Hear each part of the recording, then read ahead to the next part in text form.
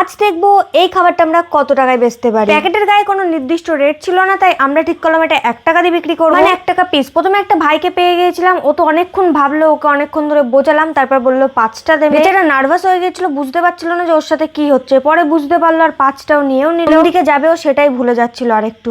দেখলাম সামনের থেকে কেউ ডাকছে, তাই ওখানে চলে গেলাম। আর ওরা আমার কাছে জিজ্ঞাসা করছিল এটা কি। আমি বললাম খেয়ে দেখতে হবে এটা। আর পিছন থেকে যে একজন আমাদেরকে দেখছিল সেটা আমি জানি না। এরাও আমার কাছ থেকে 5টা করে নিয়ে নিল। ছোটবেলায় এটা আমি অনেকবারই খেয়েছি, এটা অনেকটা টেস্টি হয় খেতে। ক্যামেরা না থাকলে আমি জানতেই পারতাম না যে এই বাদরটা এরকম ভাবে লাফিয়ে আমার কাছে এসেছিল। এসে তো দাম টাম শুনে নেই, ডাইরেক্ট বললো আমাকে 10টা দিয়ে দাও। নাকি অনন্যা বলে কোন গার্লফ্রেন্ড আছে, তাকে 5টা দেবে আর নিজে 5টা নেবে, তাই বেছে বেছে পিঙ্ক কালার নিচ্ছিল। ওকে 10টা দেওয়ার পর আমি চলে আসলাম একটু সামনের দিকে, আর দেখা হলো আবার দুটো ছোট ছোট ভাইয়ের সাথে। ওদেরকেও এটা 1 ঘন্টা ধরে বোঝানোর পর ও আমাকে বলছিল যে পিছনের জন যদি কিনে দেয় তাহলেই খাওয়া হবে। পিছনের জন বললো প্রথমে 10টা দিতে, তারপর বলছিল ওর জন্য 10টা দাও। একবার ওদের কাছে আমি 20টা দিয়ে দিলাম। ওদেরকে 20টা দেওয়ার পর আমি চলে আসলাম আর একটু সামনে, দেখলাম এখনো আমার কাছে 14টা আছে। তাই কালু ভাইয়ের কাছে গিয়ে শুনলাম, ও তো এমন ভাবে তাকালো যে ওখান থেকে চলেই আসতে হলো। যদি 14টা 10 টাকা দিতে পারিস তাহলে আমি নিতে পারি।